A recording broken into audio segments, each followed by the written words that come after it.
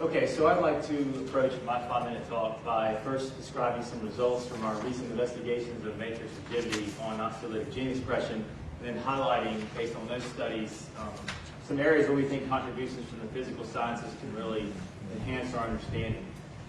So I'm a chemical engineer. My appointment is in the engineering school at Vanderbilt, and this work came out of a collaboration with Julie Sterling and Greg Mundy, who sadly passed away earlier this year. But I first got interested in this problem of metastasis through working with them. My background is in tissue engineering and design and development of biomaterials for bone regeneration. So as we heard this morning, basically this increase in rigidity of the extracellular matrix can create basically a positive feedback loop that results in transformation and morphogenesis. However, when we think about breast or lung or prostate tumor cells metastasizing the bone, when they first become established in the bone microenvironment, they're confronted with this essentially wall of mineralized bone tissue that they cannot invade. And these cells in the bone microenvironment can change their gene expression pattern and start to secrete osteolytic factors such as PTHRP. So in approaching this problem, we first hypothesized that the tumor cells can change their gene expression patterns in response to this higher rigidity up to about 6 orders of magnitude of the mineralized bone tissue in the bone microenvironment. And to test our hypothesis, we did a very simple experiment. We made a number of 2D substrates with plastic modulus ranging from that comparable to bone. These are polyacrylamide gels, to polyurethane elastomers in the megapascal range up to glass and tissue culture plastic. And we seeded NDA and ND231 cells on these substrates and measured PTHRP gene expression and protein secretion. And we see that the expression and secretion of PTHRP increases with elastic modulus, and it's highest for materials that have a modulus approaching that of mineralized bone matrix. And so these results are being published in our paper that will come out in PLOS One very soon. We've shown that these rigidity effects are mediated by ROCK and TGF-beta. So if we block ROCK, we block TGF-beta, we inhibit this response to rigidity. But we know moving forward that in order to argue that this is a mechanotransduction mechanism, we have to tie it to integrins at the surface of the cell. And so there's been some work published recently showing that TGF-beta receptor 2 can interact with beta-3 integrins to form a complex that induces phosphorylation of the receptor, which is mediated by SARC. And in some other experiments, we've now shown that if we block SARC, we inhibit PTHRP as well. So we believe that this mechanism, essentially integrin binding to more rigid matrix, is relevant in the MDA and B231 cells as well. And interestingly, I think it's important to point out that many of the molecules in this mechanism, BLE2, ROCK, SARC, as well as TGF-beta and beta-3 integrin, could be clinical targets. But first we have to reduce this to we have to show that these effects are actually real and relevant in the in vivo microenvironment where it really counts. So the central question we really need to answer is, how do the tumor cells interact with mineralized bone? And to answer this question, we need really better methods for probing the signaling network between the tumor cells and their microenvironment. We're looking at approaches such as near-IR fluorescent imaging. A recent paper by Dr. Kang highlighted the bioluminescence strategy for looking at TGF-beta signaling in vivo. We're also looking at FRET techniques, which is very useful for actually studying protein interactions between two proteins in living cells. Now, as I mentioned, we're also interested in understanding how do these effects really get started when the tumor cells first established in bone and there isn't significant resorption of the bone matrix that's releasing TGF-beta to drive the tumor cells to express PTHRP. So we have to be able to see the tumor cells during the early stages after they establish in bone. So we're looking at PET imaging techniques, also nano and microindentation, to try to measure the mechanical properties of the interface between the tumor cells and the bone. And finally, we believe there's a real need for better synthetic matrices and 3D matrices with tunable modulus and surface chemistry that can be used to model these effects between tumor cells and their extracellular matrix. So I think I'd like to highlight here that while there's been several studies that have shown that the matrix, the elastic modulus of the matrix can affect cellular outcomes, these effects were pretty much observed primarily for materials in the kilopascal range, and we're seeing effects really in the megapascal range and up, materials with properties more comparable to the basement membrane. So we believe that there's a real need to have synthetic matrices 3D matrices that are representative of these properties that we think are more relevant to the bone microenvironment. So this is an area I think where we need to do some work as well. So that concludes my talk. Next question? Is there a sort of equivalent of a thin bone sort of culture prep where people sort of do chronic slice prepping the thin bone and keep it leading down to half a millimeter and do culture and then study the tumor cells in the bone? We've looked at doing that. I mean, so the bone would have a modulus somewhere out here around 20,000 megapascals.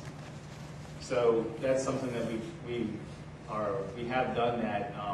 We see similar effects when we culture the cells on the bone. Well, would that allow you then to do maybe see that you wanted a method to sort of image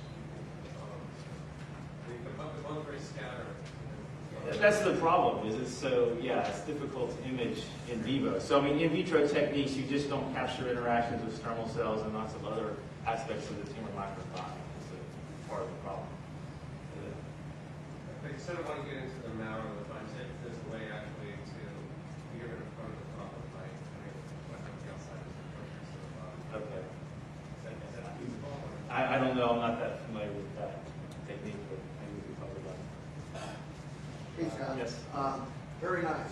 Let me ask you to hypothesize the difference that you would see between prostate cancer and breast cancer. Because you're modeling here breast cancer and its osteolytic effects, and prostate cancer, you well know, goes to bone as Right. well, but gives you osteoblastic effects instead of osteolytic, even though there might be some osteolytic in the background. Can you kind of extend your work and hypothesize the difference? So we've seen these effects, the same pattern with RWDP2 cells that are basically lung cancer cells. We don't see any response for cells that lack, MCO7 cells that lack a TGF-beta receptor. We've not yet tried the prostate cells. That's something that we're working on. But it wouldn't surprise me if maybe a similar mechanism were happening, this sort of integrin-mediated response to rigidity, but what's happening downstream could be very different. Right? In these cells, we have this rot going to bleed to PTHRP, but maybe in an osteoblastic tumor, that downstream signaling network could look very different. That's I think what we need to look at for the prostate. Yes. Everybody's sort of gone with this tunable modulus at the bottom, and they've talked about vibrations, a little different tunable. But do you think the extracellular matrix can be caused, used to vibrate and send signals? So I think it depends on the length scale or the time scale of the vibration. Well, put it on a piezoelectric system. That's pretty fast, yeah. But no, you can adjust for the frequency and the extent of vibration. So there's been some similar papers from about 10 years ago looking at PTHRP expression in different types of cells where they did cyclic stretch. And you could probably do that here. I don't know how high a frequency you could get with a piezo. I guess you could probably get it much higher. Yes, because Ken Pienta did some of that. Remember, Ken? Yeah. With bladder stretching, and you could turn on all this, and Tony did some of that. But nobody's done it at the high frequencies. I've never seen it at the high frequencies. I mean, we're essentially doing the same thing. Instead of doing cyclic stretch, we're introducing, higher tension by putting it on something that's stiffer and less stiff. Yes. But we've not looked. I've never seen anyone look at the really high frequency. There's a group in England, and I'm blanking on his name, that looked at cyclic ADP and osteocytes and very high frequency microstrain years ago. You know how high? Bone cell, I don't know, I just remember that bone cells specifically sense higher frequency microstrain and other cells lower frequency large. So who did that work? I can't remember. I'll look for it. That sounds interesting. Can it be informative to look at a series of matrices that exhibit differences in rigidity that has as a common denominator hydroxyapatite coatings on it, so it's analogous to a bone microenvironment, where in other words the variable is the rigidity, texture, etc. Yeah, I think that's a really good question. As long as you could do it such that the length scale were small enough that the cell, you didn't have differences between what the cell was either sitting on polymer or on mineral, You could have some kind of nanostructure composite maybe. That's a pretty, I think that'd be an interesting way of looking at it. But we do, so I didn't mention, but these substrates are all normalized with fibronectin, which has been implicated in bone metastasis. And we probably should try other matrix molecules. It's something that we're working on. But I think that's a good point about the mineralization. As you know, NASA and others, a lot of people in this room have had interest in zero gravity. What does zero gravity do to the extracellular matrix and its interaction with cells? There's a lot of work out on NASA, on bone formation, all that. Does anybody know that? I'm not so sure. It's a bit outside my area. Well, there's really two questions there, John. One is the actual microgravity condition, and the other is the modification in shear. Yes. I was thinking about the microgravity part.